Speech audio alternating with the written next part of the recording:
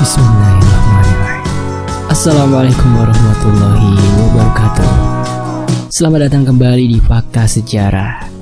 Di kesempatan kali ini saya akan membawakan kisah dari Payung Hitam, Kutukan Jodoh Dayani. Untuk teman-teman yang pengen tahu kisah apa yang dituliskan oleh Payung Hitam, teman-teman bisa langsung menuju ke box deskripsi. Untuk linknya sudah saya sertakan di situ. Dan sebelum kita masuk ke kisahnya, alangkah baiknya kita harus berdoa dulu ya. A'udzu bikalimatillahi tammati min syarri ma khalaq.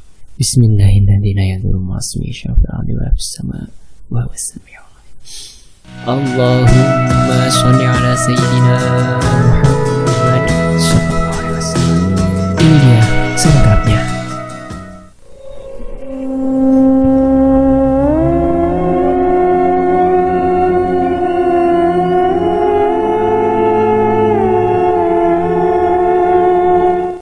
Hai, apa kabar semuanya? Semoga sehat selalu ya.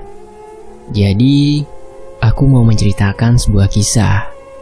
Cerita ini diceritakan dari teman kantorku, tapi bukan kisah dia. Dia juga diceritain bapaknya, sebut saja Pak Hanafi. Dan kisah ini juga bukan kisahnya Pak Hanafi, tetapi kisah kakaknya dari Pak Hanafi yang bernama Dayani, yang kini sudah lama meninggal karena mengalami penyakit non-medis. Rumit ya. Tapi begitulah asal-muasalnya cerita sampai ke sini. Oh ya, semua nama yang ada di cerita ini hanya nama samaran untuk melindungi privasi dari yang terlibat dari kisah ini. Pihak narasumber dan Payung Hitam hanya berniat membagi kisah, ambil pembelajarannya, dan buang yang buruknya ya. Jadi karena ceritanya dari sudut pandang Pak Hanafi, jadi aku menceritakannya sebagai Pak Hanafi. Oke, kita mulai. Dulu di akhir tahun 80-an dan sepanjang tahun 90-an, benar-benar keluarga kami dikemparkan dengan satu masalah yang sama sekali cukup menyedihkan dan mengerikan yang terjadi dengan kakakku yang bernama Dayani. Jadi saat kami masih kecil, kami tinggal di sebuah desa yang tidak bisa kami sebutkan. Di sana, aku tinggal bersama bapak, ibu, dan Kak Dayani. Aku dan Kak Dayani tumbuh bersama dan terbilang kami cukup kompak. Biarpun usia kami selisih 4 tahun, karena aku masih SD, Kak Dayani udah SMP. Dan sejak Kak Dayani SMP yang udah mulai terlihat layaknya wanita desa, banyak lelaki desa yang suka melihat bahkan iseng mengganggu Kak Dayani. Ya karena Kak Dayani emang cantik, mungkin tanpa kami sadari, Kak Dayani emang kembang desanya. Bahkan dulu aku selalu direpotkan dengan pemuda desa yang selalu meminta aku menyampaikan salam untuk Kak Dayani. Bahkan tidak jarang mereka juga sering menitipkan selembar surat cinta untuk Kak Dayani. Aku selalu mengantarkan suratnya ke Kak Dayani. Meskipun sambil jalan pulang, aku lebih dulu membacanya karena penasaran. Karena dulu aku belum begitu mengerti soal privacy. Lagian kami juga sering membacanya barengan. Aku sering melihat Kak Dayani saat kesel karena suratnya dan juga senyum-senyum sendiri karena suratnya juga. Tapi itu hanya rahasia kami berdua. Karena saat itu Kak Dayani tidak diizinkan pacaran oleh bapak dan ibu karena tuntutan dari bapak untuk tekun sekolah dan belajar. Saat itu Kak Dayani juga emang selalu dibangga-banggakan bapak dan ibu karena sering mendapat ranking dan nilai yang membanggakan. Selain cantik, Kak Dayani juga pintar di sekolah. Lalu saat aku masuk SMP, Kak Dayani masuk SMA. Sejak SMA Kak Dayani mulai sering bergaul dan punya banyak temen cowok dan cewek. Dan juga mulai pacaran karena emang bapak dan ibu udah mengizinkan. Biarpun bapak sebenarnya saat itu lebih menyarankan untuk fokus menyelesaikan SMA dulu. Tapi tetap bapak tidak bisa melarang. Karena dulu di desa kami kebanyakan orang tua sudah mengizinkan anaknya pacaran sejak SMA. Karena orang tua selalu diselimuti ketakutan anaknya menjadi perawan tua jika punya anak perempuan. Mungkin itulah yang dipikirkan bapak dan ibu saat itu. Lagi pula Kak Dayani saat pacaran sangat terbuka dengan bapak dan ibu. Cowoknya selalu datang menemui bapak di rumah. Bukan tipikal pacaran diam-diaman dan melakukan hal rusak. Meskipun saat SMA, Kak Dayani sering gonta-ganti pacar, tapi masih dalam kontrol orang tua. Tapi sejak SMA, Kak Dayani juga mulai sering dimarahi bapak karena terlalu fokus bergaul dan pacaran. Imbasnya, prestasi di sekolah menjadi menurun. Setelah tamat SMA, Kak Dayani tidak melanjutkan pendidikannya ke kuliah karena saat itu tidak kepikiran sama sekali. Karena di desa kami saat itu kebanyakan wanita setelah tamat SMA dianggap sudah sangat matang untuk menikah. Bahkan banyak juga setelah tamat SMP langsung menikah. Untuk perempuan kebanyakan seperti itu. Begitu juga dengan Kak Dayani.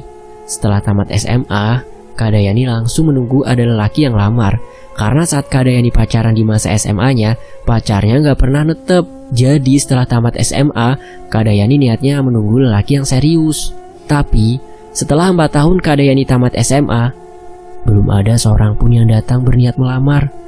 Saat itu Kak Dayani udah mulai merasa malu karena teman-temannya saat itu udah pada nikah, bahkan banyak yang udah punya anak.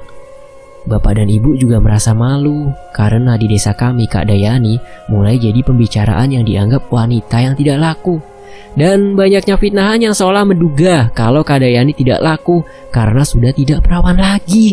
Karena Kak Dayani emang sering gonta-ganti pacar di masa SMA-nya. Itu pastinya menyakitkan keluarga kami dan sungguh memalukan. Lalu, karena bapak dan ibu gak kuat terus-terusan melihat Kak Dayani menunggu layaknya wanita yang tidak laku, akhirnya bapak juga yang berusaha menjodohkan Kak Dayani dengan anak temannya. Ibu juga berusaha menjodohkan Kak Dayani dengan anak teman ibu. Tapi setelah beberapa kali dijodohkan dan sempat hampir dilamar, calon lelakinya selalu berubah pikiran dan menghindar dari Kak Dayani. Aku sampai bosan melihat Kak Dayani sedih dan terus sedih. Udah beberapa kali dijodohkan, gagalnya hanya karena lelakinya berubah pikiran tanpa ada alasan apapun. Bapak dan ibu kecewa dengan pihak lelakinya yang dianggap tidak bertanggung jawab. Bapak dan ibu juga sering heran karena Kak Dayani cantik, baik, tapi kok begitu sulitnya dia mendapatkan jodoh. Beda dengan perempuan lain di desa kami yang begitu mudahnya mendapatkan jodoh. Padahal Kak Dayani cantik dan juga sangat baik dan sabar. Pinter, mungkin bonus untuk calon lelakinya. Sejak itu juga kami sekeluarga mulai merasakan keanehan dengan sikap atau apa yang dilakukan Kak Dayani.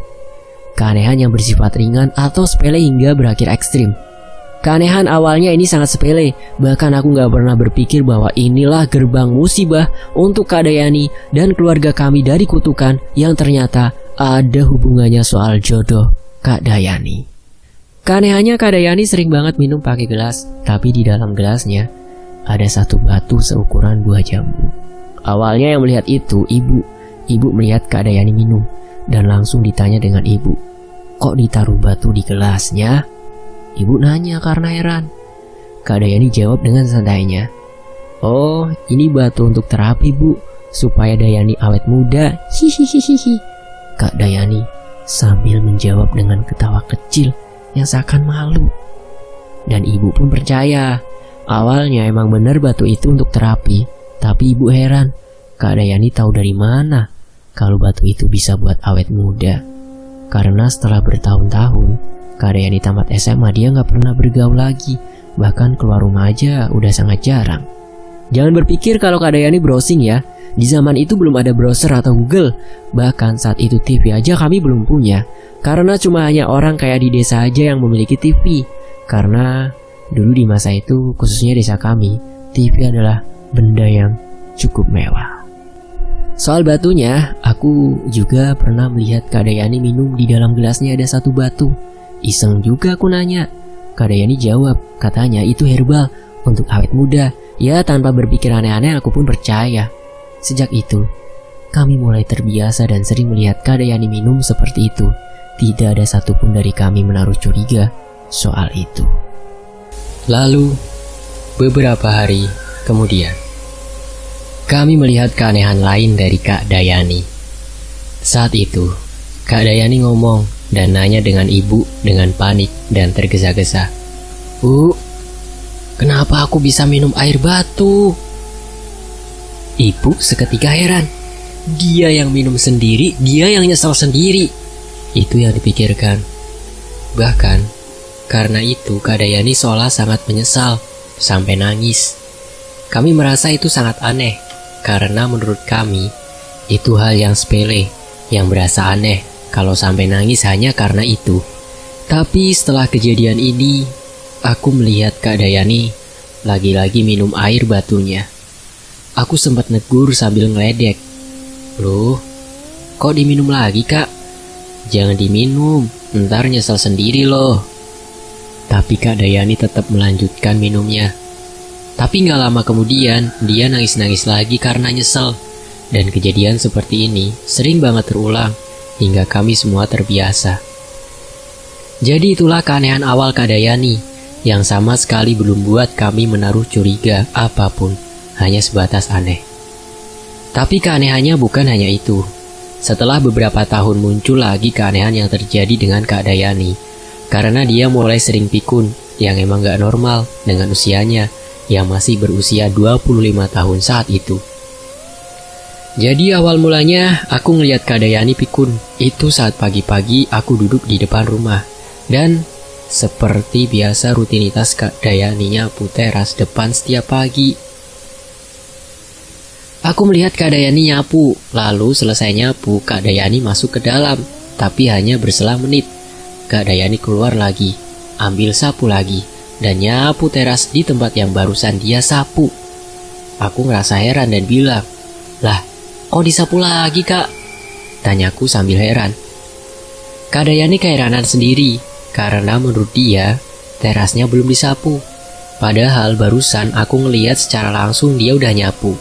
Bukan cuma itu, aku pernah lihat juga Kak Dayani saat makan siang. Setelah makan, Kak Dayani masuk ke kamar. Tapi, berselang menit, dia keluar kamar ambil piring dan makan lagi. Karena aku udah ngerasa Kak Dayani agak pikun karena kejadian sebelumnya, aku mastiin lagi sekaligus nanya, "Kok makan lagi Kak? Kan barusan aja Kakak udah makan." Dia kebingungan sendiri. Dan kejadian seperti ini mulai sering dialami Kak Dayani. Dia sering melakukan sesuatu itu double karena lupa udah melakukannya. Dan keanehan Kak Dayani, Bapak mulai curiga soal pikunya dan batu itu dan bertanya-tanya, ada apa dengan Kak Dayani? Bapak pun pernah curhat dengan tetangga kami yang itu teman dekat Bapak. Bapak ceritain soal keanehan Kak Dayani dan mereka pun menduga kayaknya ada sesuatu di batu itu. Bapak juga disaranin untuk ngambil batu itu dari Dayani, takutnya batu itu jimat. Lalu karena Bapak udah resah, akhirnya diam-diam Bapak ngambil batunya yang selalu ditaruh Kak Dayani di gelas yang ada di kamarnya. Saat Kak Dayani sadar batunya udah tidak ada, Kak Dayani marah-marah yang luar biasa banget, sampai mukul semua benda yang ada di dekatnya, sampai keadaan rumah berantakan semua. Saat itu kami benar-benar heran melihat Kak Dayani marah sekeras itu. Itu pertama kali kami semua melihat Kak Dayani keras. Lalu karena Bapak udah takut, akhirnya Bapak ngebalikin batunya ke Dayani. Setelah batu itu di tangan Kak Dayani, betapa kagetnya kami melihat Kak Dayani mengancam dan membentak Bapak. "Jangan sekali-kali sentuh batu ini lagi. Ini hanya perawatan wanita, jangan sentuh lagi. Jika batu hilang, akan aku hancurkan rumah ini." Setelah itu Kak Dayani pun masuk ke kamarnya hingga ngebanting pintu. Saat itu Kak Dayani buat Bapak ketakutan hingga kami melihat mata Bapak berkaca-kaca, bercampur sedih dan takut. Kami semua heran. Kenapa Kak Dayani bisa sekeras itu, terutama dengan Bapak? Lalu sorenya, Kak Dayani keluar kamar yang kelihatannya baru bangun tidur. Sikap Kak Dayani saat itu benar-benar tanpa merasa bersalah sama sekali, bahkan tidak canggung juga. Melihat ibu yang sedang nyuci piring di belakang dengan santai dan lembutnya, Kak Dayani ngomong, "Loh, kok ibu yang nyuci piring? Sini bu, biar Yani aja yang cuci." Karena sebenarnya itu rutinitas Kak Dayani setiap sore. Tapi karena ibu juga udah takut dengan Kak Dayani soal tadi siang, ibu gak berani ngetuk pintu kamarnya Kak Dayani untuk ngingetin nyuci piring. Makanya Kak Dayani minta untuk nyuci piring. Setelah beres nyuci piring, Kak Dayani juga buatin kopi untuk Bapak. Itu juga rutinitas Kak Dayani. Melihat itu, kami semua merasa heran dengan Kak Dayani. Sikapnya menunjukkan seolah nggak terjadi apa-apa, nggak ngerasa bersalah, bahkan tidak canggung sama sekali. Bapak sampai ragu, jangan-jangan yang marah-marah tadi itu bukan Kak Dayani. Dari sini sebenarnya Bapak udah curiga, tapi karena Kak Dayani juga sering pikun juga, jadi kami mikir mungkin Kak Dayani pikun lagi, alias lupa soal kejadian tadi siang. Lalu malamnya, saat makan malam, Bapak dan Ibu berharap dan menunggu Kak Dayani minta maaf. Tapi Kak Dayani sama sekali enggak menunjukkan sikap bersalah. Tidak canggung juga, sikapnya seperti biasa. Akhirnya, Bapak juga membahas dan nanya ke Kak Dayani, "Yani, kamu tadi kenapa waktu siang?" Dengan santainya Kak Dayani jawab, "Oh, batu itu hanya untuk herbal perawatan wanita aja kok, Pak." Dia cuma jawab lagi dan lagi. Kak Dayani sama sekali merasa tidak bersalah dan minta maaf ke Bapak. Dari sini, yang sebelumnya kami udah curiga ada yang aneh dengan batu itu, tapi karena jawaban Kak Dayani yang seolah meyakinkan kami semua kalau batu itu hanya herbal saja, karena Kak Dayani terus-terusan jawab itu hanya herbal. Sejak itu juga, kami tidak melihat batu itu lagi. Bahkan sampai sekarang, yang kami tidak tahu kemana batu itu. Apakah disimpan dengan Kak Dayani atau mungkin dia buang? Entahlah, kami benar-benar tidak tahu. Lalu ada kejadian lain. Dari kejadian ini kami sekeluarga baru mulai mengetahui apa yang sebenarnya terjadi dengan Kak Dayani, soal semua keanehannya dan kenapa sulitnya Kak Dayani menemukan jodoh. Jadi itu bermula dengan kedatangan seorang lelaki yang berasal dari desa kami juga, yang bernama Didi. Awalnya kami semua menganggap ini kabar baik, hal yang paling ditunggu-tunggu Bapak dan Ibu. Karena saat itu Didi datang bersama kedua orang tuanya yang berniat melamar Kak Dayani. Kami semua sangat senang, apalagi Kak Dayani benar-benar senang selama berhari-hari Kak Dayani di mabuk asmara. Terlebih Didi juga di desa dianggap anak yang pendidikan, karena saat itu dia udah sarjana, bahkan udah kerja di salah satu perusahaan yang berbasis di Jakarta. Dia juga sudah menetap secara mandiri di sana. Saat itu, Didi pulang kampung menemui bapak ibunya dan emang berniat ingin melamar Kak Dayani. Tapi, setelah beberapa hari Kak Dayani di mabuk asmara setelah lamaran itu, Didi berubah pikiran dan memutuskan hubungannya dengan Kak Dayani. Kami semua pastinya sangat kecewa dengan keputusan Didi, terutama Kak Dayani. Tapi Bapak mulai berpikir lain. Saat itu Bapak mengingat kejadian sebelumnya soal kegagalan hubungan Kak Dayani dengan anak temannya yang udah beberapa kali dijodohkan, selalu gagal. Bahkan sekarang dengan Didi terjadi lagi hal yang sama. Bapak mulai berpikir dan timbul pertanyaan. Kenapa semua lelaki yang awalnya udah suka, tapi dalam waktu singkat berubah pikiran? Apa ada yang salah dengan Dayani? Bapak berkali-kali nanya seperti itu denganku. Akhirnya aku ngajak Bapak bertamu ke rumah Didi. "Pak, berhubung Didi belum balik ke Jakarta, kita tanyakan apa alasan Didi berubah pikiran." Bapak setuju. Lalu aku dan Bapak bertamu ke rumah Didi seperti rencana kami. Bapak nanya dengan Didi. Bapak bertanya, "Nak Didi, sebelumnya saya minta maaf. Bukannya saya tidak terima keputusan Nak Didi. Tapi saya sebagai bapaknya Dayani, saya pengen tahu kenapa Nak Didi berubah pikiran." Kemudian Didi pun menjawab dari pertanyaan Bapak. "Saya juga minta maaf, Pak. Sudah membuat Bapak sekeluarga kecewa. Tapi saya juga bingung. Kenapa Dayani bukan seperti yang saya lihat di awal? Setelah beberapa hari saya ketakutan melihat Dayani. Saya merasa tertekan. Saya juga bingung kenapa aneh seperti ini rasanya." Nah, jadi intinya tuh ya di sini teman-teman ya.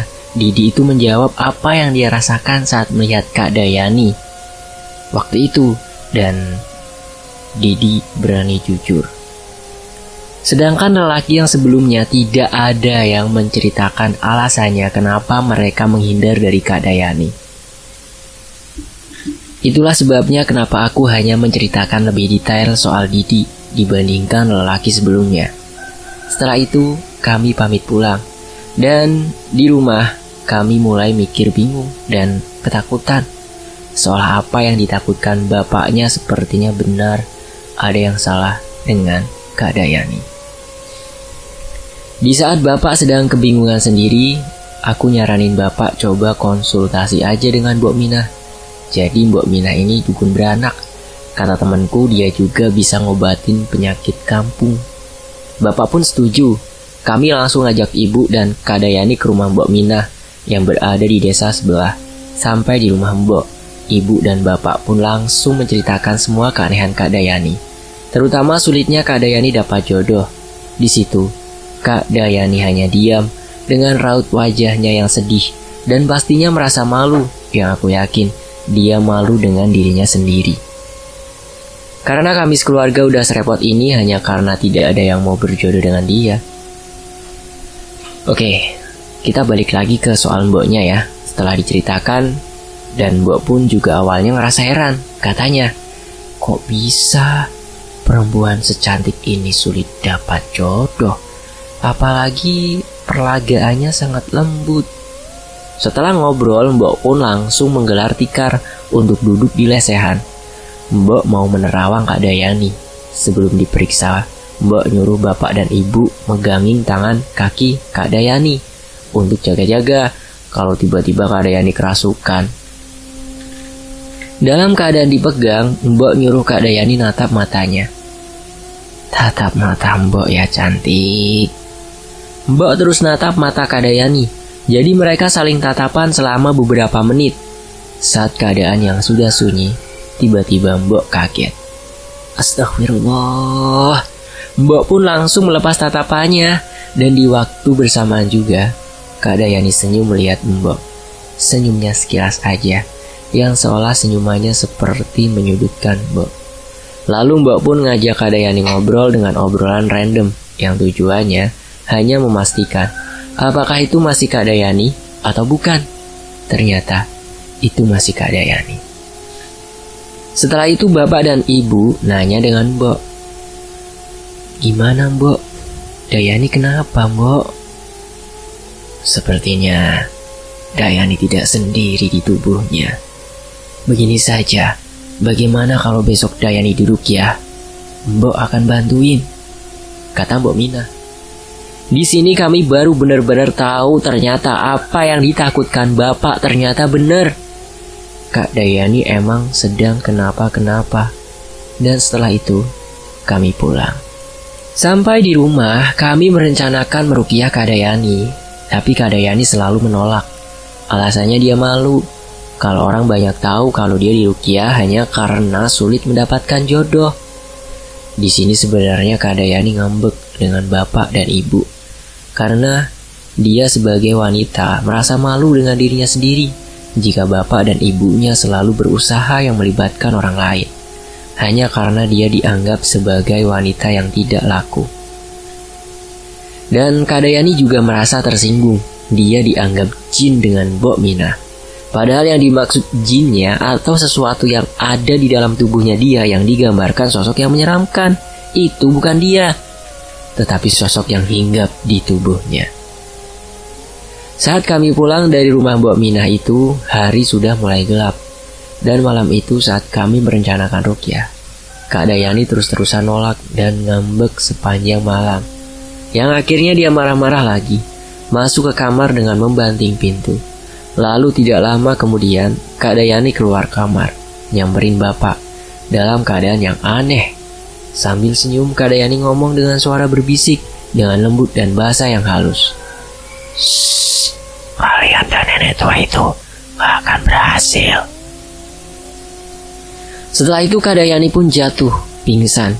Ibu yang sedang di kamar kaget mendengar suara pruk. Ternyata Kak Dayani jatuh dan udah terbaring di lantai. Saat itu bapak hanya melongo, kebingungan.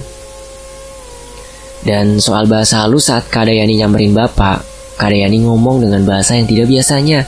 Dia pakai bahasa daerah kami, tetapi bukan bahasa daerah yang biasanya kami gunakan. tetapi bahasa daerah yang halus banget, yang mana di desa kami saat itu sudah sangat jarang ada orang yang masih menggunakan bahasa sehalus itu, kecuali bagi udah yang sangat sepuh. Ya, kita sambung lagi. Dan saat itu bapak dan ibu kebingungan karena Kak Dayani pingsan, ditambah aku sedang tidak di rumah. Karena biasanya kalau ada apa-apa di rumah, aku selalu terdepan, karena bapak dan ibu udah lumayan tua. Jadi malam itu aku pulang. Di rumah hanya ibu dan Kak Dayani yang udah terbaring di lantai.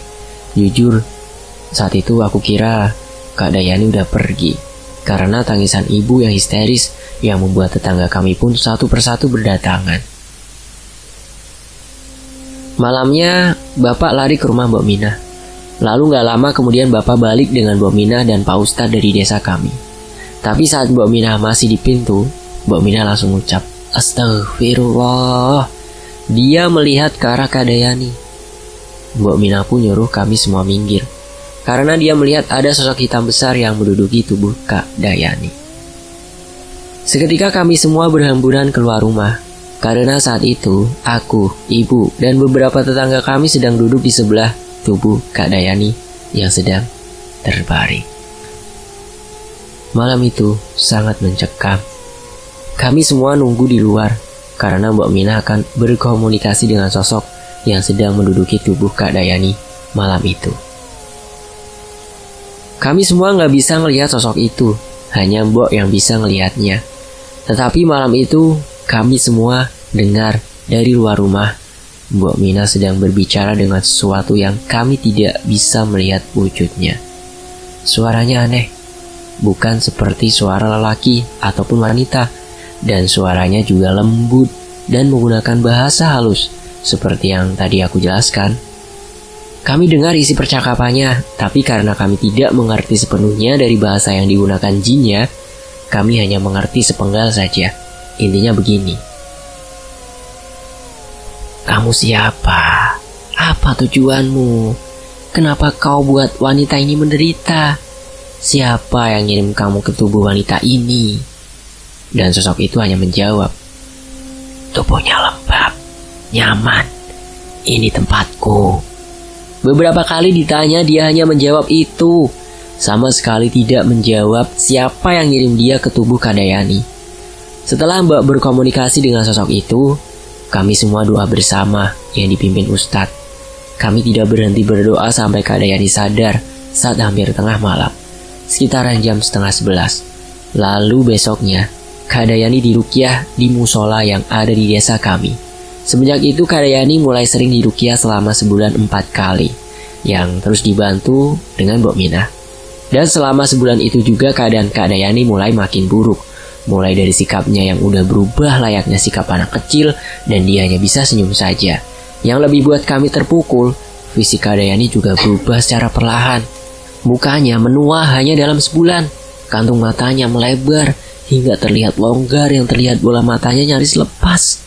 Tubuhnya udah sangat kurus. Perubahan sikap dan fisiknya terjadi hanya dalam sebulan. Astagfirullah. Bapak ibu hanya bisa menangis melihat Kak Dayani seperti itu. Kak Dayani terus senyum. Kami pun terus melakukan ruqyah lebih sering lagi untuk melawan jinnya, dan terus berdoa agar Kak Dayani bisa kembali seperti semula. Di sisi lain, Mbok Mina nyuruh bapak nyari batu. Batu yang dulunya Kak Dayani sering masukin ke gelas, karena soal batu itu juga udah lebih dulu diceritakan bapak dan ibu. Dan kali ini Mbok minta bapak untuk nyari batunya, atau mungkin ada jimat yang ditaruh pengirim jinnya di rumah mereka. Karena di sini Mbok Mina mulai penasaran dan curiga juga dengan batu itu. Lalu kami pun nyari batu itu seisi rumah, tapi kami tidak menemukan lagi batunya. Aku sempat nanya sama Kak Dayani, di mana batunya? Tapi Kak Dayani hanya bisa senyum. Layaknya aku nanya dengan anak bayi yang belum bisa bicara. Kak Dayani udah gak bisa ngobrol lagi. Di sini kami gak tahu harus ngapain lagi. Kami juga gak kuat ngelihat Kak Dayani terus begitu. Lalu aku pun kepikiran, apakah mungkin Kak Dayani hanya menderita penyakit medis? Mungkin Kak Dayani stres berlebihan karena malu, karena dia sendiri menganggap dirinya wanita yang tidak laku. Dia malu dengan semua warga desa. Apalagi banyak isu jelek dari masyarakat soal Kadayani. Mungkin karena itu Kadayani stres dan ngebuat gizinya juga buruk yang ngebuat perubahan pada fisiknya. Aku sempat berpikir seperti itu. Lalu aku ajak bapak dan ibu ngobrol untuk membawa Kadayani berobat ke ahli jiwa dan ahli gizi. Ternyata bapak dan ibu setuju juga yang aku saranin. Singkat cerita, akhirnya kami ngebawa Kadayani ke rumah sakit jiwa. Di sana dia ditangani secara langsung dengan ahli jiwa selama kurang lebih setahun dalam masa perawatan di rumah sakit jiwa. Tapi setelah dirawat dalam kurang lebih setahun, Kadayani sama sekali tidak membaik, bahkan makin buruk lagi. Keadaan tubuhnya makin kurus lagi, keadaan wajahnya makin buruk lagi. Pokoknya gak enak dipandang. Pihak RSJ juga tidak bisa mendeteksi sumber penyakitnya dan sama sekali tidak ada perubahan pada sikapnya. Banyak pihak juga yang menyarankan kami untuk pengobatan kampung, termasuk pihak medis. Akhirnya kami pun membawa Kadayani pulang lagi. Semenjak Kadayani udah di rumah lagi, banyak anak-anak desa yang ketakutan ngelihat Kadayani. Yang saat itu Kadayani suka duduk di depan rumah dengan tingkahnya yang random dan fisiknya menakutkan anak-anak. Bapak dan ibu hanya bisa menangis melihat Kadayani. Aku terus melihat ibu menangis. Di sini keluarga kami sama sekali tanpa senyuman. Ada penghalang besar yang membendung senyuman kami, kecuali Kadayani yang terus senyum. Hingga di satu titik, kami sudah bingung mau ngobatin Kadayani kemana lagi. Lalu saat itu temannya bapak menyarankan bawa Kadayani ke Mbah Jiwo, dukun yang dianggap menggunakan ilmu hitam menurut kebanyakan warga di desa kami. Katanya Mbah Jiwo dukun yang kuat. Mungkin Mbah Jiwo bisa mengusir sosok yang ada di dalam tubuhnya Kadayani. Astagfirullahaladzim. Awalnya bapak juga ragu karena takut musyrik. Lalu bapak kompromi dengan aku dan ibu juga. Kami juga awalnya ragu. Tapi karena kami tidak kuat ngelihat Kadayani terus-terusan gitu, akhirnya kami nekat ngebawa Kadayani ke Mbah Jiwo yang saat itu rumahnya lumayan jauh dari desa kami. Sampai di rumah Mbah Jiwo, Kadayani langsung memberontak, seperti takut dan benci melihat Mbah Jiwo. Aku dan bapak pun langsung megang Kadayani, karena kami gak kuat. Kadayani bener-bener kuat. Akhirnya aku dan bapak ngikat tangan Kadayani pakai selendang, yang saat itu dipakai ibu. Dalam sekejap, selendang itu pun robek dan putus. Akhirnya, Mbah Jiwo ngasih kami selai daun bambu yang udah kering dan tipis. Mbah itu nyuruh kami ngikat tangan Kadayani pakai itu. Kami heran, tapi kami tahu Mbah Jiwo dukun. Dia lebih tahu soal ini. Kami pun segera ngikat tangan Kadayani dengan daun bambu itu. Anehnya Kadayani benar-benar gak bisa gerak. Ya aneh. Kami juga ngerasa aneh soal itu. Setelah Kadayani bisa tenang, barulah kami menceritakan dengan Mbah soal Kadayani. Mbah itu pun memeriksa Kadayani dengan metode-metodenya yang kami tidak ngerti. Setelah itu barulah Mbah Jiwo menjelaskan dengan kami. Dan disinilah kami akhirnya dapat jawaban soal semuanya. Kata Mbah Jiwo, ada sosok jin hitam besar kurus, bermata merah yang ada di dalam tubuh anak ini. Kasihan dia. Ada yang mengirimkan jin ini ke tubuhnya agar anak ini sulit mendapatkan jodoh. Karena setiap lelaki yang berniat meminangnya, lelaki itu tidak akan melihat dan merasakan aura aslinya, karena mereka akan melihat dan merasakan aura hitam dari jinnya, yang memang diperintah untuk menutup aura aslinya. Ternyata di sini kami baru tahu kenapa dulu setiap lelaki yang dijodohin dengan Kadayani, termasuk Didi, selalu gagal. Hanya karena mereka berubah pikiran. Ternyata tanpa mereka sadari, mereka hanya melihat dan merasakan aura hitam dari jinnya. Ini khusus buat lelaki yang berniat meminang atau menikahi Kadayani. Dan kata Mbah Jiwo juga, jin yang ada di dalam tubuh anak ini sudah menyatu dengan sempurna di tubuhnya. Itulah sebabnya kenapa fisiknya berubah, karena itu mendekati bentuk sosok asli jinnya. Dan bapak pun meminta kepada Mbah Jiwo untuk bisa mengobati dan mengusir jin yang ada di dalam tubuhnya. Mbah Jiwo juga menjelaskan dengan kita, katanya Setiap jin yang dikirimkan biasanya selalu ada bukti yang tertinggal berupa jimat yang sebagai pengantar jinnya memasuki tubuh korbannya. Lalu bapak pun langsung jelasin soal batu itu lagi. Lalu mbah bilang, kalau batu itu berupa jimatnya, kemungkinan anak ini akan bisa diselamatkan. Karena batu itu adalah gerbangnya untuk jin itu masuk ke tubuhnya, juga untuk jin itu keluar dari tubuhnya. Setelah itu kami pun pulang. Di jalan pulang kami semangat, ada harapan Kak Dayani bisa selamat. Sampai di rumah, kami pun semua nyari batunya. Semua barang-barang di rumah, terutama kamarnya Kak Dayani, kami bongkar untuk mencari batu. Tapi setelah beberapa hari kami tidak menemukan batu itu. Akhirnya kami kembali lagi ke rumah Mbah Jiwo. Sampai di rumah Mbah Jiwo, kami jelaskan kalau kami benar-benar tidak menemukan batunya lagi. Mbah Jiwo juga bilang, tanpa batu itu, jinnya tidak akan bisa keluar. Sebenarnya bisa, tapi jinnya harus dikeluarkan secara paksa. Tapi Mbah Jiwo mengaku tidak akan kuat menghadapi jinnya kalau dikeluarkan secara paksa, karena resiko terlalu besar untuk Mbah Jiwo. Dengan berat, kami pun harus mengerti. Harapan merasa hilang. Lalu di sini Mbah Jiwo juga menawarkan ke kami untuk melihat dan berinteraksi secara langsung dengan jin yang ada di dalam tubuh Kak Dayani. Kami semua bersedia. Tapi ada syarat atau ritualnya yang harus kami lakukan. Kami harus mandi dengan daun sirih dan jeruk purut, dan mandinya harus setiap subuh selama 7 hari ke depan. Sebelum mandi harus melafalkan semacam doa, tapi bukan doa dari agama, tetapi semacam mantra yang menggunakan bahasa daerah yang ditulis Mbah Jiwo di kertas. Lalu kami juga tidak boleh memakan makanan yang bercampur garam selama 7 hari juga. Dan akhirnya kami pulang. Di rumah, aku, bapak, dan ibu menjalankan ritualnya selama 7 hari. Setelah itu kami balik lagi ke rumah Mbah Jiwo. Di sana seperti biasa Kak Dayani selalu memberontak saat ke rumah Mbah Jiwo. Tapi Mbah Jiwo juga selalu menyiapkan sehelai daun bambu untuk mengikat tangannya Kak Dayani.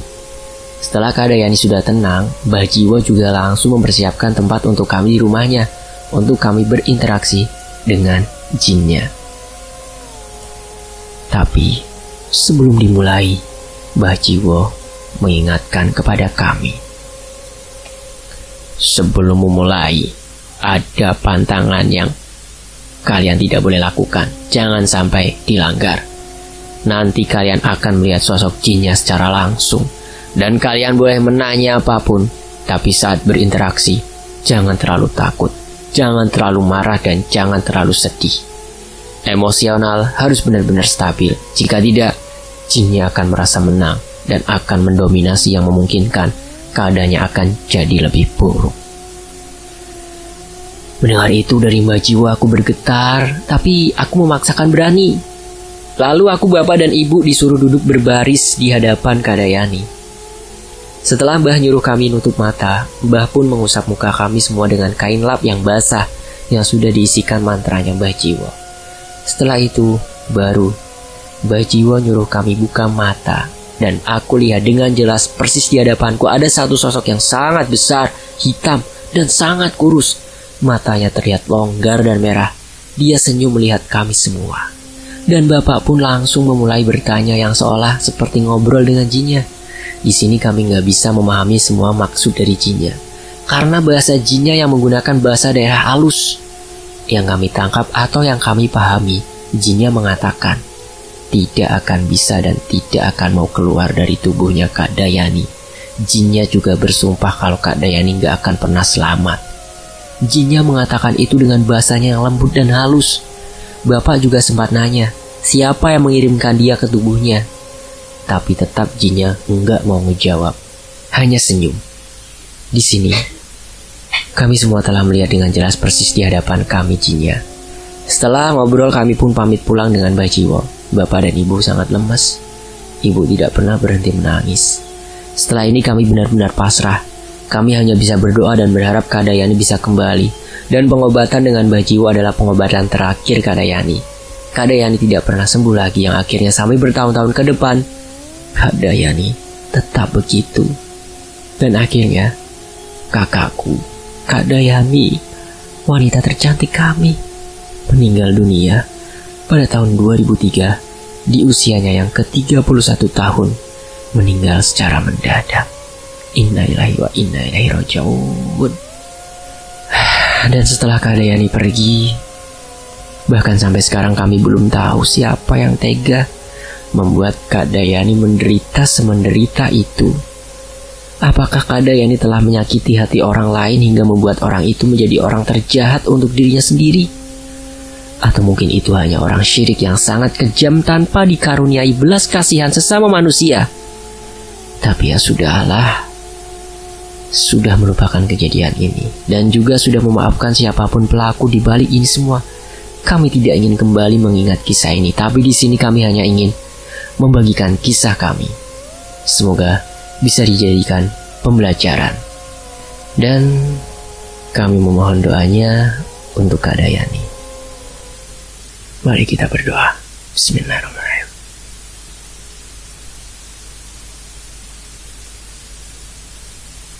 Rabbi khfirli wa liwalidayya amin. Semoga Kak Dayani tenang di alam yang seharusnya. Dan akhirnya, terima kasih buat Payung Hitam. Dan tentunya terima kasih buat teman-teman yang udah mau menyimak kisah ini di sini. Tetap di Fakta Sejarah. Sampai jumpa di kisah lainnya. Wassalamualaikum warahmatullahi wabarakatuh. Alhamdulillahirabbil alamin.